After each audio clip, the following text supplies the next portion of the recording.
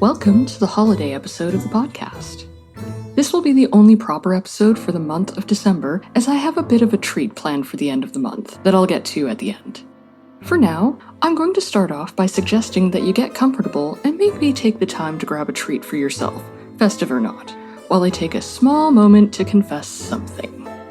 While I very much understand and respect the joy that the holidays bring to many people, this is a time of year that I personally loathe. Before anyone gets too worried, I assure you now that I have no intention on raining on your red and green parade.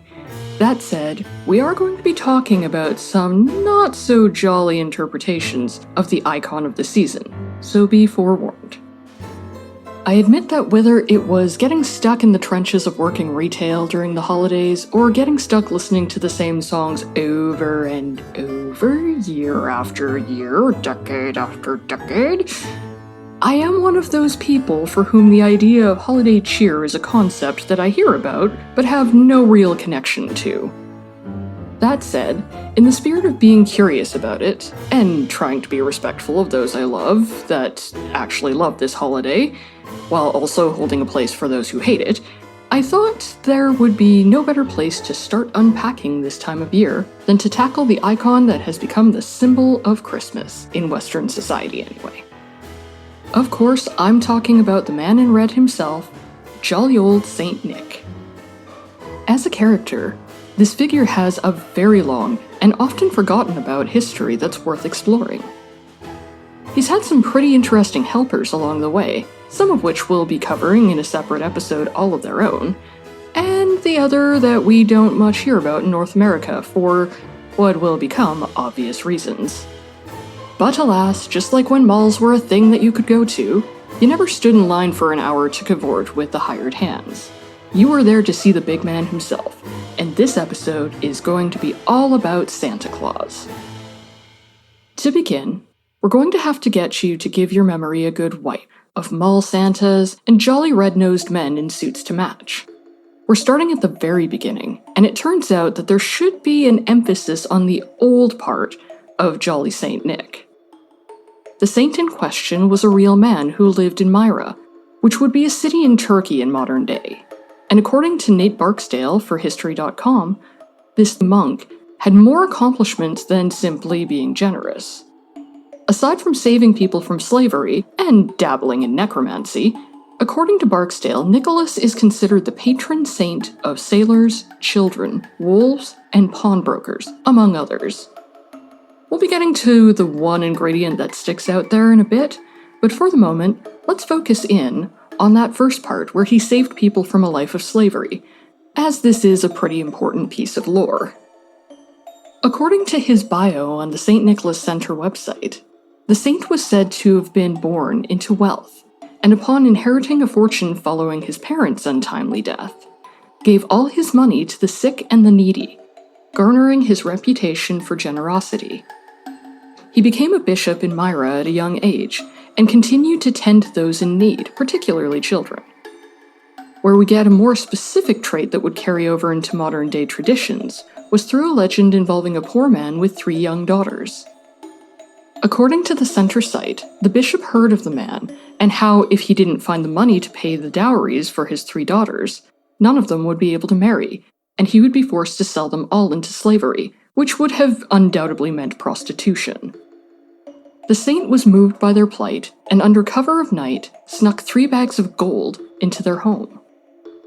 As tends to happen with legends this old, the details vary, but it's generally agreed upon that the kindly Nicholas left the gold in the stockings that were hung by the fireplace to dry for the night. It's said that following this, children would hang their old socks and stockings to be filled as well. Nicholas was remembered for more than just spoiling the children of the world, and saving young girls from being forced into sex work. In a particularly old story, he was also known for raising the dead. One legend that's been going around for long enough to have a wide array of variants is the tale of how St. Nicholas came to the aid of 3 children that had been lured to their death by an evil butcher. According to the team behind History Answers UK, the story appeared on the books at around 1150 and had traveled through different countries, getting all kinds of makeovers to suit different cultures and time periods. The details may change, but the tale remains mostly the same. There were 3 boys, usually young children, but sometimes they're older boys, who became lost after they wander outside of the school grounds.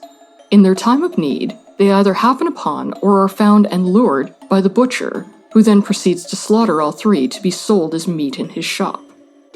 Our frugal and enterprising butcher might have gotten away with it too, if he hadn't been visited by the patron saint of children, who prayed over the butcher's salting barrels, and the boys were miraculously restored to life.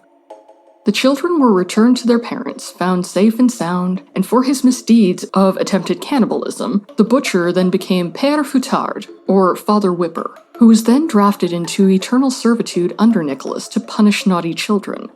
Père Fouettard, as the name would suggest, was the French variant of the story, and one of the versions where the evil butcher gets some kind of punishment for his actions.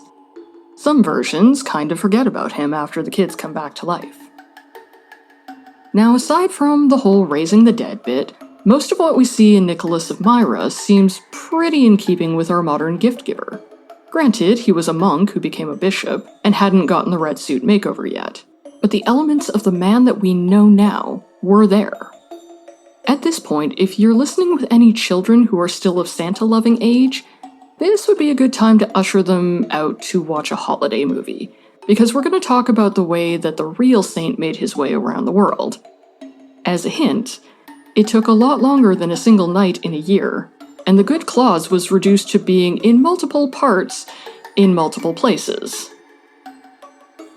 Alright, I'm assuming that anyone who has a Santa crush is no longer listening.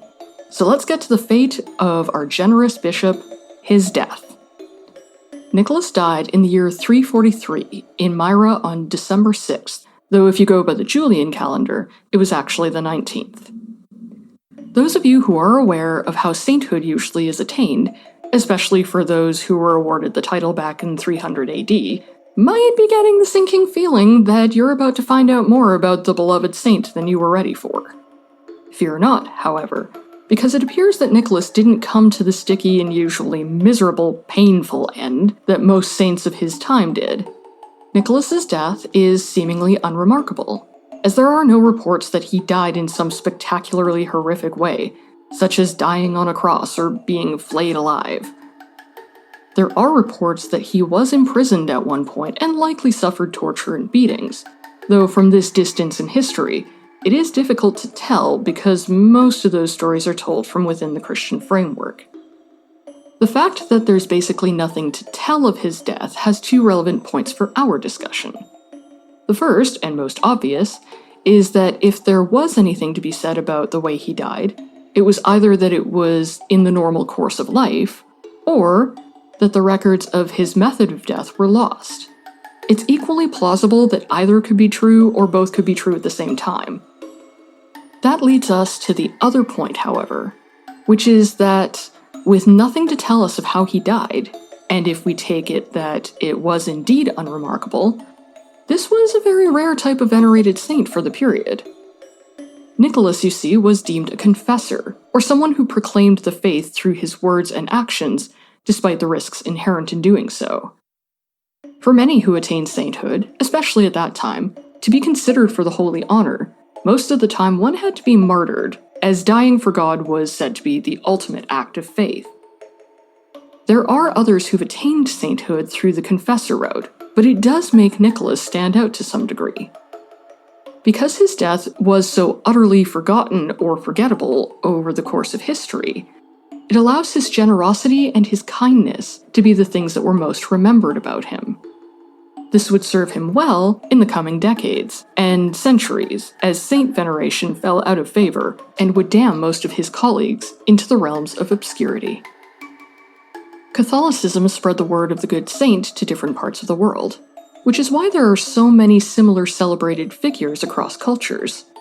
But our version of the saint can be traced back to the region of the Netherlands. We're going to get to their holly-jolly problematic celebrations shortly here, but we can't ignore what the Catholic Church did that also helped disseminate Santa among many in the world, this time a little more literally than figuratively. And the church might never have gotten the chance to do this if not for some less than noble traders that made their way into the tomb where the saint's remains were in 1087, and stole his bones to bring back to Bari in Italy. At least, that's one story. According to Jason Daly for the Smithsonian, Venice claims that traders from their city stole the bones in 1099. Then there's the claim that the Norman Crusaders nabbed the bones, bringing them back to Kilkenny in Ireland. This was already super confusing just on its face, but it gets even more complicated when we take into account that the Catholic Church has a tendency to gift relics among themselves. This is a common practice where they will gift to a different church certain holy items, including the desiccated, preserved body parts of known saints. Thus, Nicholas has made his way all over the globe in different archival collections across Europe and North America. Assuming that it's actually him. A carbon dating test was done recently on a bone fragment in Illinois, and the results show that the remains are indeed the right age to have been St. Nicholas. That said, there was also a claim made by archaeologists in Turkey recently that claimed that the bones were stolen from a crypt in a city that was formerly Myra, but they were of a different human being altogether. So there is a 50-50 chance that the bones traveled the world through the Catholic Church may have been those of St. Nicholas, or possibly some random priest from the 4th century. All this said, just because our patron saint of children happened to be dead didn't mean that he was going to stop giving gifts. Celebrations of the saint spread throughout the Christian world, his death commemorated in various countries. As mentioned before, among the places that honored the memory of the saint were the Germanic countries, such as the Netherlands, Germany, and Austria. Now, each of these countries has its unique elements to their own celebrations that are well worth exploring. But we're going to focus back in on the Dutch and their celebrations. For one, it's through them that we get the iconic name Sinterklaas, which was the combination of Sint for saint and Niklaus. Obviously, over the period of centuries, this became molded into the new name that we know now as Santa Claus, though that's not entirely the way it went for all countries who honored this saint. In Germany, for example, they have the Feast of St. Nicholas on December 6th, and they celebrate the arrival of Father Christmas on the 25th, the two being separate holidays for different people. In the Netherlands, however, the gift exchange for children is often on St. Nicholas Eve, which is December 5th, though some also celebrate a second version on the 25th as well. The Dutch aren't only on our radar for the fact that they gave us the catchy name for a 4th century saint, however. The other reason that we're paying particular attention to them is that they are at least partially responsible for why you see Santa everywhere here in North America. But before we dive into the history of what the Dutch gave us, let's take a slight detour into what they left back home.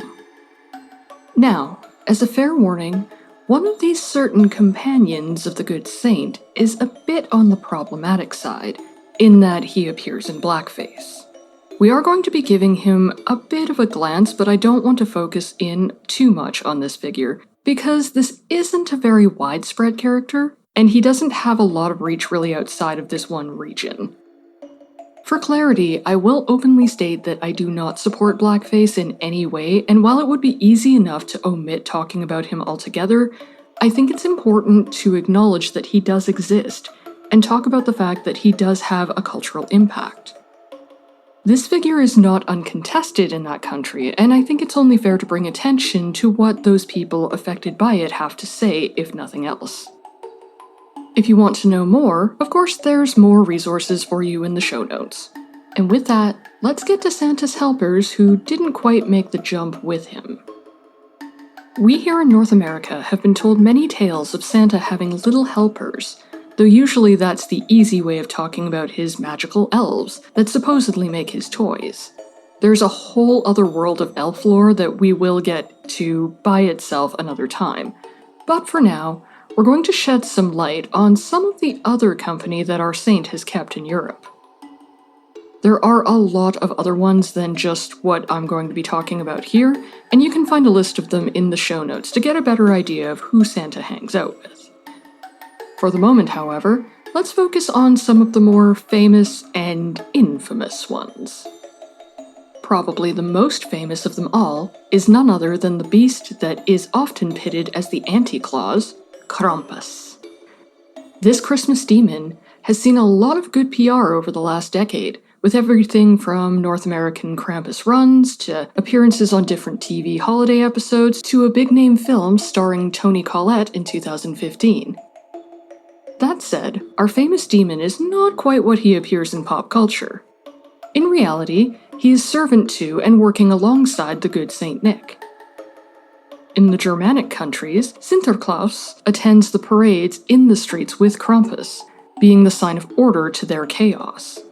When he's not around, the Krampus demons are able to lash out and whip at random people in the crowds around the parade. They run through the city lunging at people and whipping at them when they aren't clashing horns with each other like warring bucks. When Sinterklaas appears, however, they follow him where he goes, though that doesn't mean they won't still try to whip passers-by when he isn't looking. Santa also does home visits with a small group, including some angels to travel with, and at least a couple of Krampus demons. During the visits, Sinterklaas is more of the stoic and safe figure, getting a list of good deeds of the children from their parents and having his angels on guard to keep Krampus in line. That said, there is a part of the house visits that usually erupts in chaos as the demons make their way into the house to scare the children and fill the house with a lot of noise from the bells on their costume. Krampus isn't the only one to wield a whip, however. We did, after all, learn earlier about our infamous butcher and his getting drafted into eternal servitude for a slight case of cannibalism and murder. In certain regions of France, the good saint might not have a horned demon following him around, but he might still employ Père Fouettard for threats of beatings for the naughty. Depending on where he is, he might be carrying a bundle of sticks on his back, to be used as a lash for those in need of punishment. But in other areas, he has been known to carry a sack, much like the festive demons in Germany and Austria.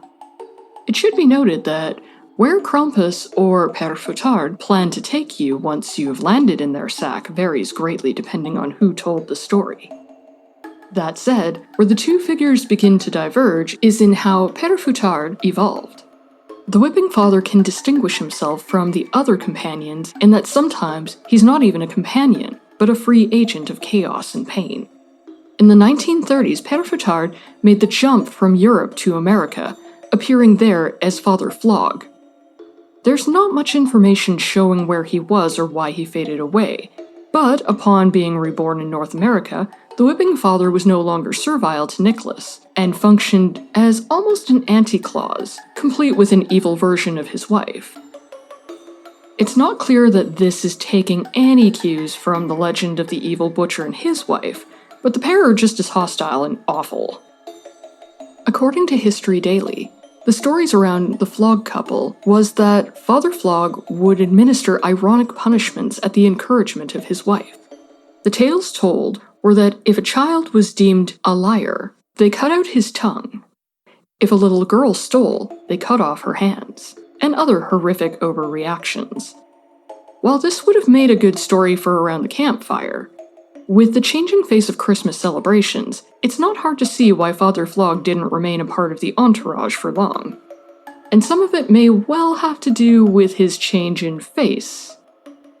Originally seen as just a disheveled man with a knotted beard and a dirty face, Père Fouettard grew to be almost like an altar version of the saint, sometimes dressed in the same outfit made of darker fabric. This isn't entirely surprising, considering the narrative around the two figures fixes the Whipping Father as a dark mirror to Father Christmas's kindness and generosity. The problem with this, however, is that some people have taken that dark mirror a bit too literally in harmful ways. As we've discussed earlier, St. Nicholas had lived in Turkey, and while we have little to go on in terms of verifying his heritage, scholars believe that he may have been Mediterranean or of the region, which would have made him much browner than the usual super white Santa we've come to know. As St. Nicholas got much paler when he made his way into European legends, his companions got darker, including Père Fouettard. What used to look like a shabby, unkempt foil to the pristine Nicholas became a man in darker robes and eventually the figure painting his face black.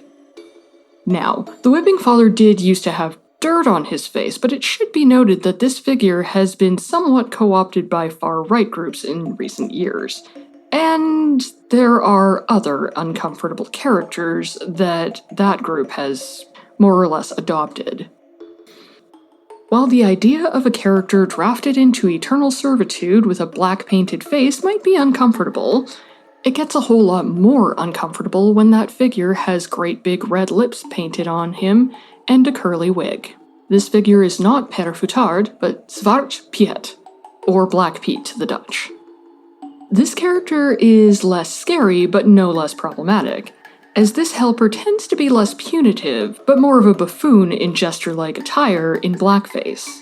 Zwarte Piet is a controversial figure in the Netherlands, and, historically speaking, a rather recent one.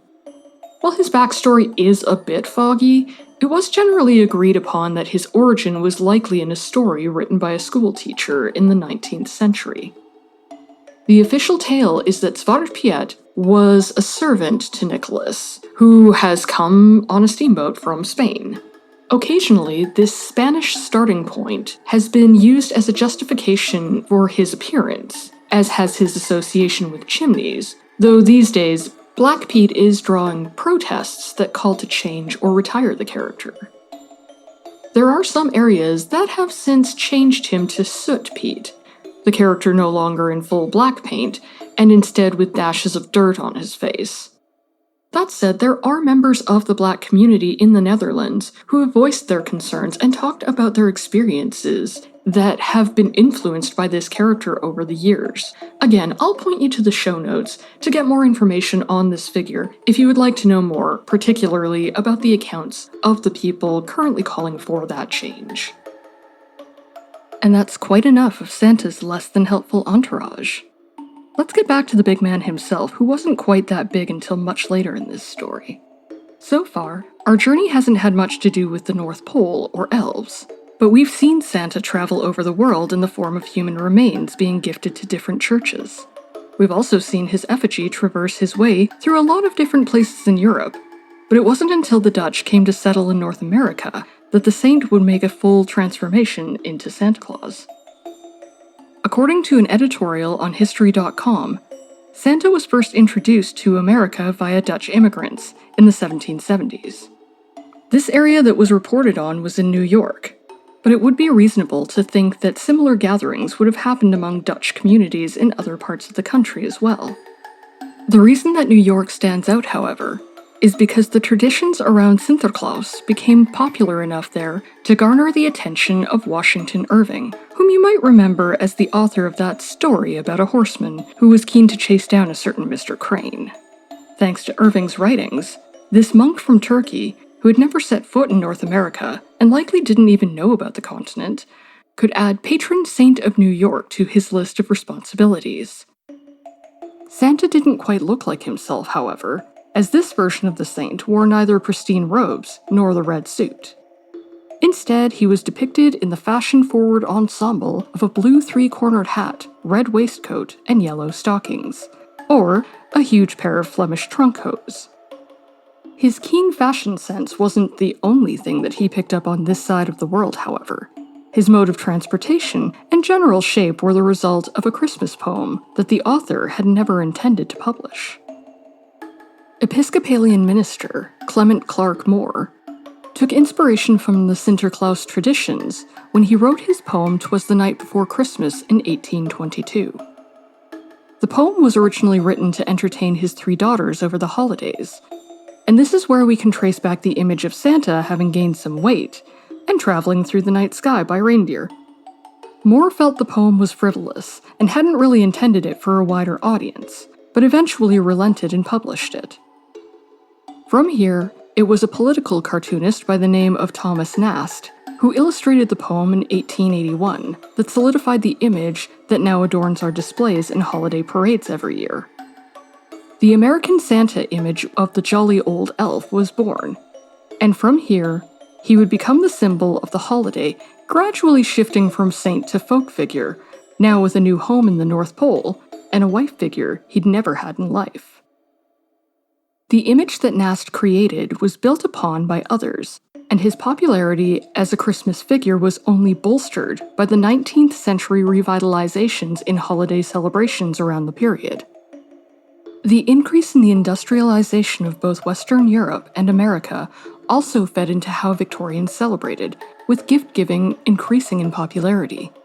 As early as the 1840s, Santa figures were being used to draw children, and more specifically their parents, to shops to encourage them to buy from them. Live Santa actors were brought in not long after, and as of the 1890s, the Salvation Army Santas were established when the organization would dress up homeless men to draw attention to their fundraiser. This is all well and good, but what about that insidious Santa origin story that you've no doubt heard over the years? You know the one. It's that tale that's told in hushed voices by that one friend or relative that usually isn't all that into the festive spirit, and tends to be a little on the cynical side.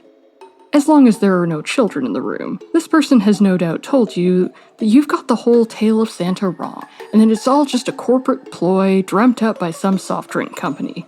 After all, is it really a coincidence that their company colors just happen to be the same as the man's suit?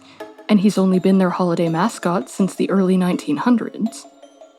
Well, as atonement for my previous life as a killjoy know-it-all, I can assure you that while Santa has indeed been a big part of the Coca-Cola Company holiday campaigns, and it's very likely that this was part of the reason that this character disseminated as far as he did in North America and the world at large, the image of the jolly old elf had already been well established almost 90 years before this, and the drawings of Thomas Nast had become popular back in the 1880s.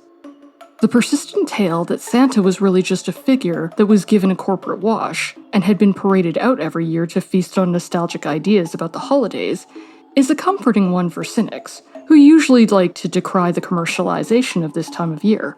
But it has, in a way, become its own lore around Christmas. It presents to people a kind of choice about whether to partake in the holiday icon as you see him now, or to reject him in subtle ways that suggest that the person you see isn't who he should be or was meant to be.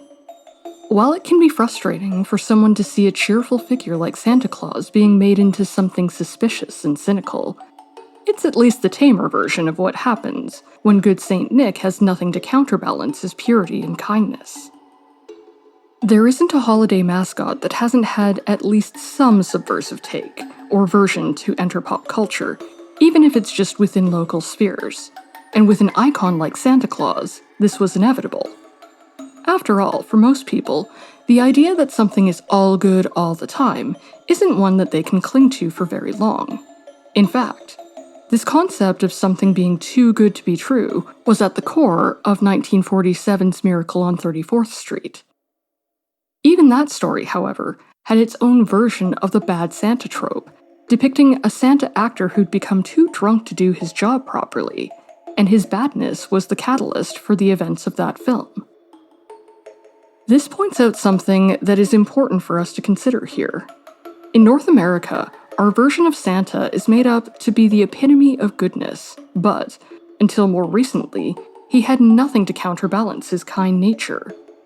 As we saw from the European versions of Saint Nick, there was usually somebody to represent that chaotic or scary side to the holiday, adding to the liminal feeling that we celebrate where the darkest part of the year meets the change in the season.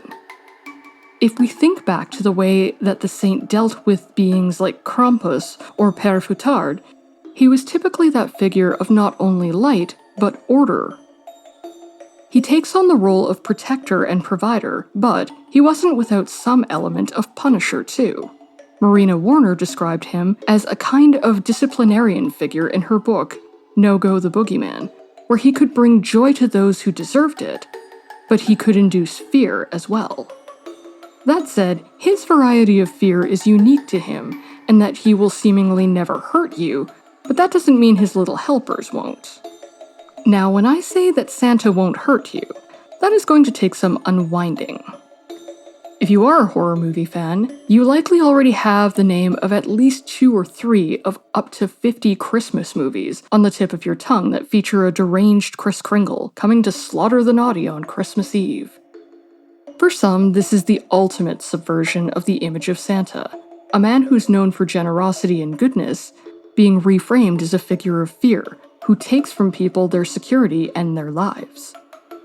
What makes this alternative rendering of jolly old Saint Nick different, however, is that while there are bad versions of him, for the most part, it's never actually him. Sure, we have rude, surly, and inappropriate Santas like the one we see in A Christmas Story, or even the more on-the-nose film Bad Santa, but these are just stand-ins that are clearly not the real deal. Even in the realm of horror, the saint is usually never the one doing the hacking and slashing. In films like Silent Night, Deadly Night, the horror begins with a man in a Santa suit committing murders and sexual assault in front of a child, who then grows up to become a punisher of the naughty in a Santa suit himself. As with most Killer Santa films, the killers only look like the holiday saint, donning the clothing, but not the mannerisms. In the instances where Santa is understood to be himself and still acting as more of a violent presence, there will be a reason presented. A good example of this was in the 2015 film A Christmas Horror Story. Now, I will warn you that there is a twist to this film that reveals itself very late in the movie, and if you haven't seen it yet, I won't spoil it, but I will be talking about a larger part of the plot that might ruin some of the surprise. With that in mind, let's examine our Killer Santa, who is, as far as we're led to believe, the real thing. This is one of the cases where Santa is still recognizable, but he's gotten a minor makeover. He's not sporting a round, softer-looking body, but a larger and clearly stronger one. He's a big man, and when his elves start to succumb to a zombie virus that makes them attack him, he is forced to use his strength to kill them for his own survival. And make no mistake, the kills are gruesome. This killer is clearly affected by his actions, his remorse and hurt over what he's forced to do, very much on display. But he remains the stoic pillar of order incarnate in the crisis. He is the one to represent good even when he's slicing through people he loves. In this case, however, it culminates in a battle against Krampus, the demon now reimagined as the antithesis of what he represents. Again, what we see in their fight with each other is a more polarized clash than we saw in Europe, where Santa is still all good, even if he is a killer, and Krampus has nothing to do with the holiday icon other than to represent a bestial, chaotic adversary that he has to put in his place. The truth of what this really is does get revealed in the end of the film, but when we see from Santa's perspective, we understand that he still sees himself as representing that spirit of goodness and protection, even though his kindness has been cast off in the name of defending the first 2 qualities. And this is all well and good for that Santa figure, but what happens when our saint isn't quite what we thought he was? What if he's not a saint at all, but a strange, mysterious monster that harms children instead of treating them? This is the question we get to confront in the 2010 Finnish film, Rare Exports.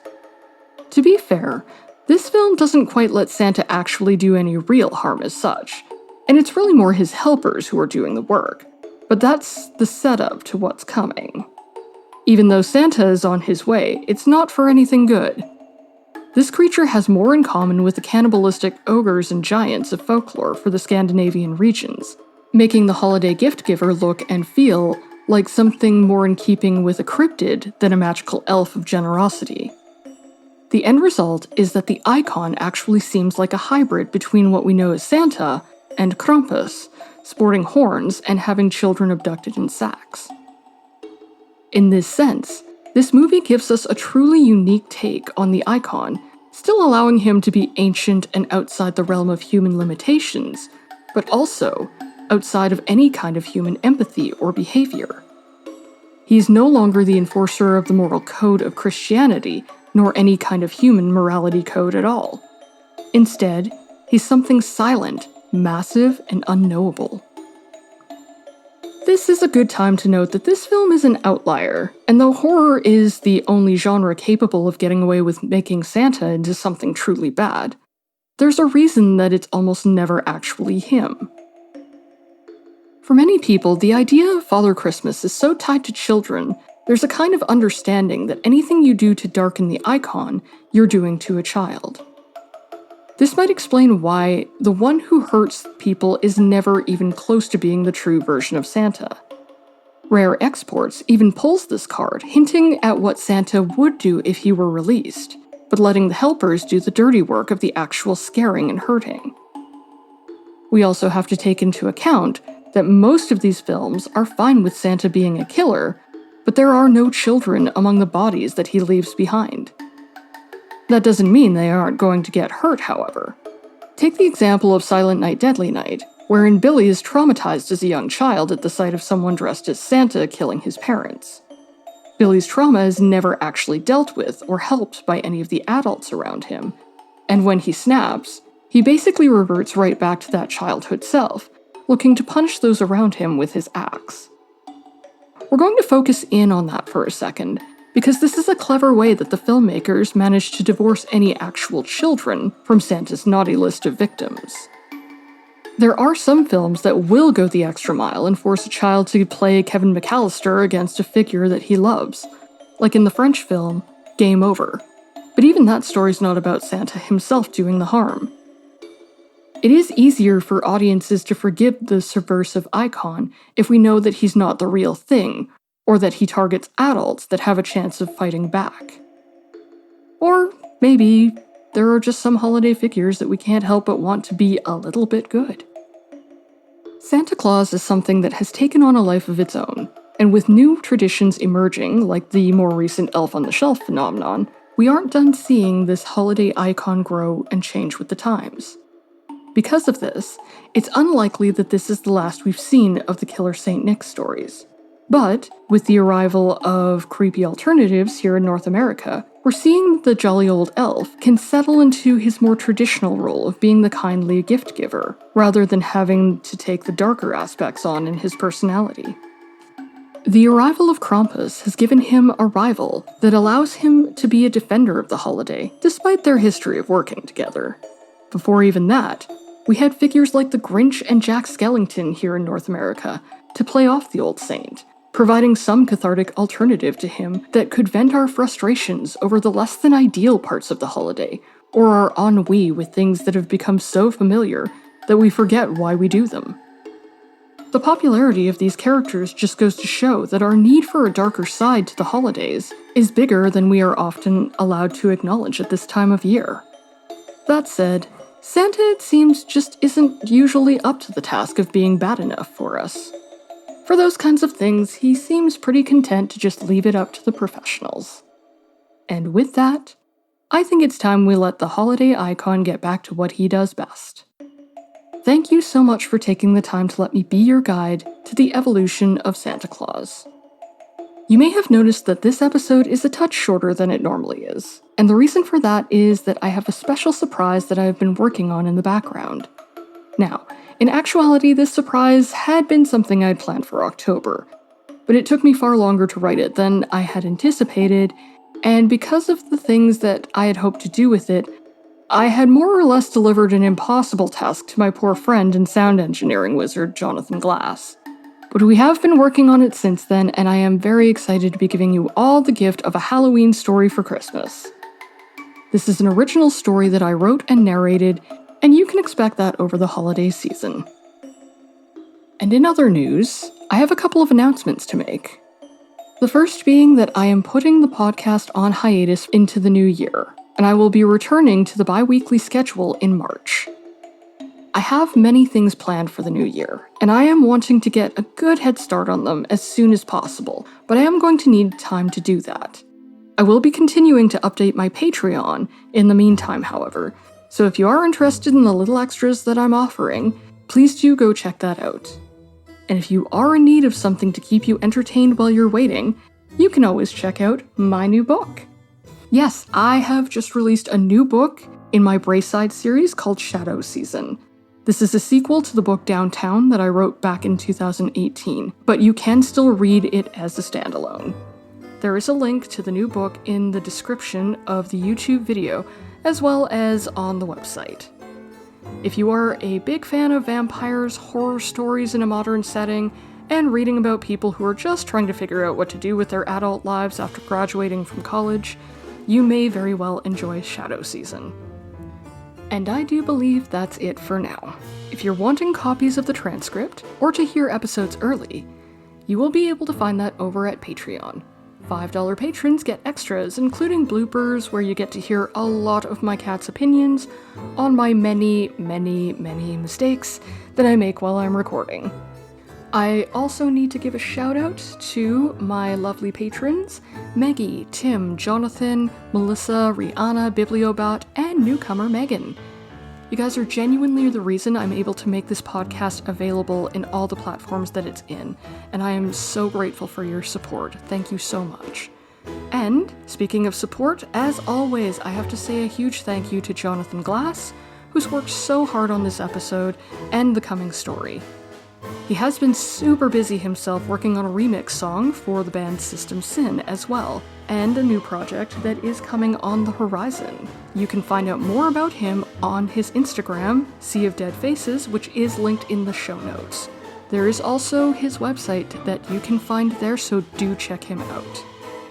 And I'm already working very hard on a topic that you'll really be able to sink your teeth into in March. And in April, we're going to see which mysterious figure among the Universal monsters is waiting in the wings. So until then, remember to put your milk and cookies out, keep studying, and wherever possible, let curiosity be your guide.